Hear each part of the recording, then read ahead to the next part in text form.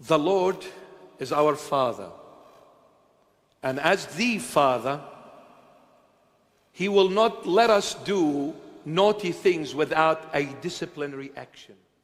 You bring me one human being that lived anywhere near Jesus Christ of Nazareth lived. Impossible. You bring me, whoever you want to bring. Come on, let's go. I am ready.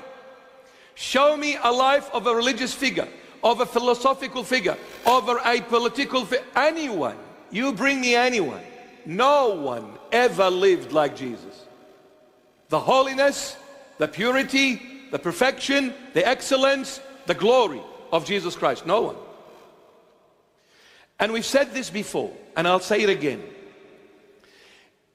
If anybody wants to compare the Lord Jesus with any other religious figure, or whichever that figure is, let's say I'll go with you and let's compare. But I will tell you this, my dear friend. If you say your religious figure came with morals, with ethics, with values, with principles, okay, no problem.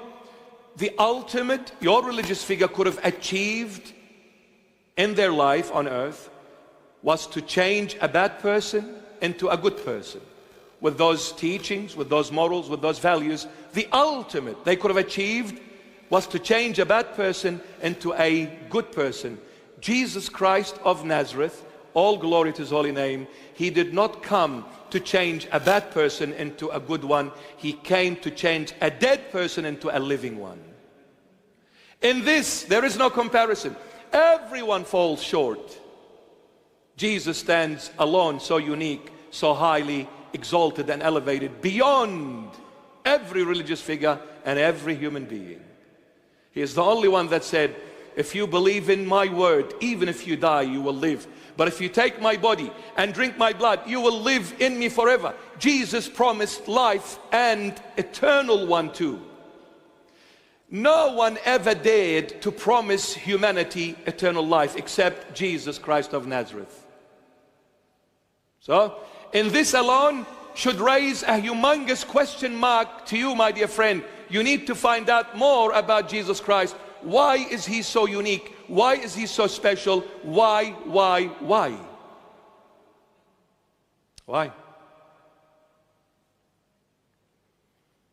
12 eyewitnesses and 70 others who witnessed the Lord, lived with Him, walked with Him, saw everything, heard everything, documented everything.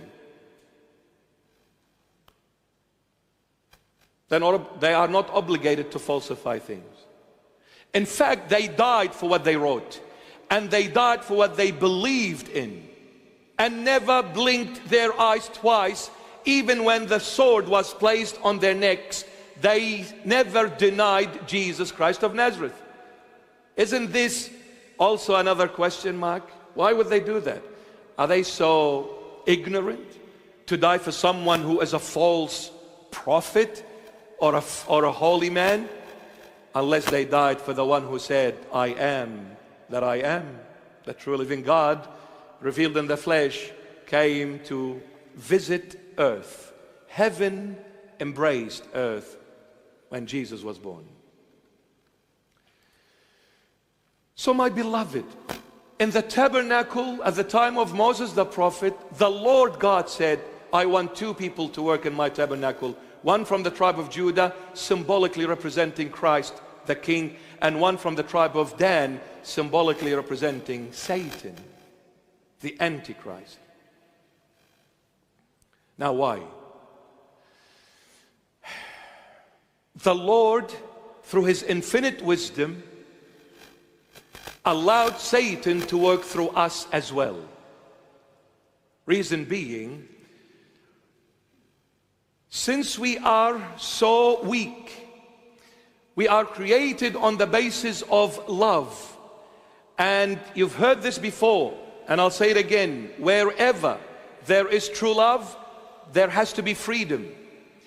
Because without freedom, you can never live this love, you can never taste this love, and you can never share this love. What allows you to live this love, to taste it, to share it, is freedom. So therefore, wherever there is true love, there has to be freedom. Freedom is indispensable. You cannot separate it from love. And since there is freedom, there has to be choices. Otherwise, how can you say you are free if you don't have more than one option? Imagine if God placed you in this path and there is no other path but this one. And then God came and said, you're free. I'm not. You placed me in a path I didn't choose, you chose for me. Where is my freedom? And this is why God said to Adam, I'll give you options. There are trees over there you can eat from. There is the tree of life in the heart of the center, in the heart of the Garden of Eden, you can eat from. But the tree of the knowledge of good and evil, don't eat from it. He gave him options. Why? Because Adam was created on the basis of divine love. With love came freedom, with freedom choices. And with choices it required something called the will. The will is the tool for me and you to say yes and to say no, including God. I can say no to God and He will not interfere. But He will indirectly.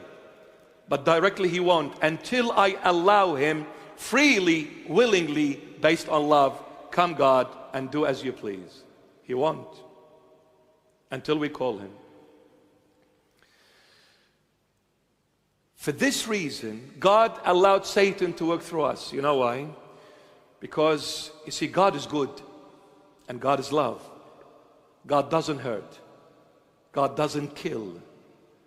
So He uses Satan to break us. He uses Satan to break us when we become, in a simple terminology, naughty. He didn't laugh. When we veer off the road, God will allow Satan to come and smack us. So there are two working in this tabernacle, temple. The temple is the body, your body here. So He will allow Satan to work in us. Every time we say no to the Lord Jesus, He will call Satan and say, smack them. But I'll give you a limit, a boundary. Not freely. I have limited you. Because I know each of my children, what they are capable of handling. He will not give us something outside of our capacity. But even when we go through hardships, it is the grace of the Lord Jesus that is carrying us as well. But Satan will work in us. Christ will work and Satan will work.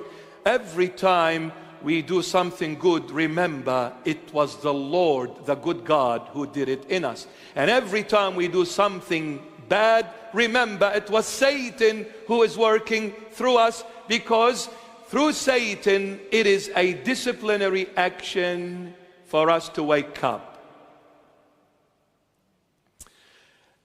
A more simplistic approach: when I'm healthy, when I'm wealthy, when I'm strong, when I'm young, no one can say anything to me.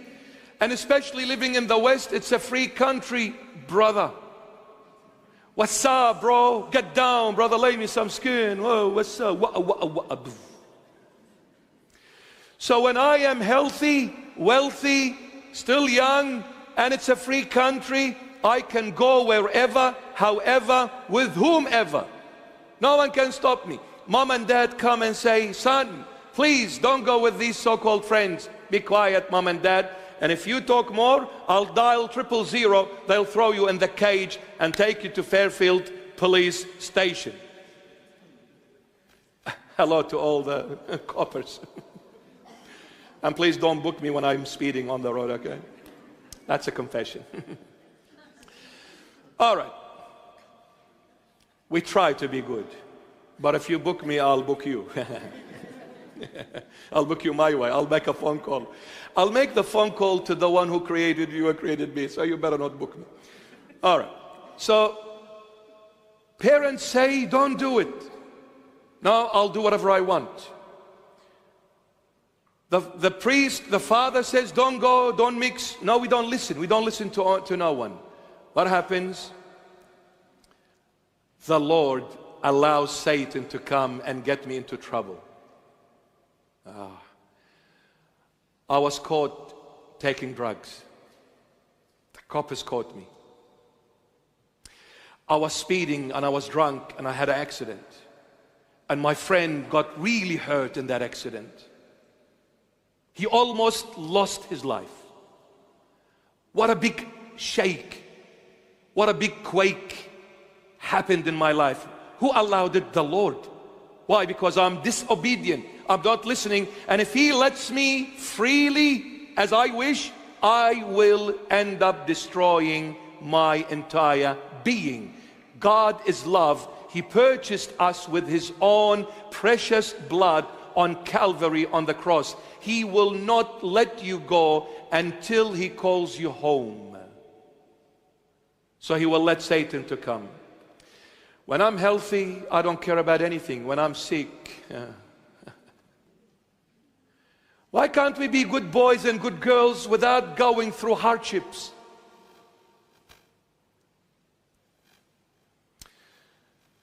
The Lord is our Father. And as the Father, He will not let us do naughty things without a disciplinary action. And that disciplinary action, Satan is working also. Satan will come and break us. Christ, who is also working in us, will make us. Christ light, Satan darkness. Christ holiness, Satan filthiness. Christ life, Satan death. Christ construction, Satan destruction. But let me tell you this. Between the destruction and the construction, this is where you will meet your Messiah face to face. Wow. Between the destruction and the construction, this is where you get to know the Messiah. He reveals Himself to you between being broken and being amended once again. When we hit rock bottom, it is then and then only we realize there is no one that can save me except God. You see, the Lord will make sure I come to this realization. The Lord will make sure I come to this truth. The Lord will make sure I come to this insight where He will make sure I no longer trust in people, but my reliance and trust must be first on God, then people that are given to me by God. But you see, before I relied on people, I didn't care about God. So what will God do? He will take them away one by one.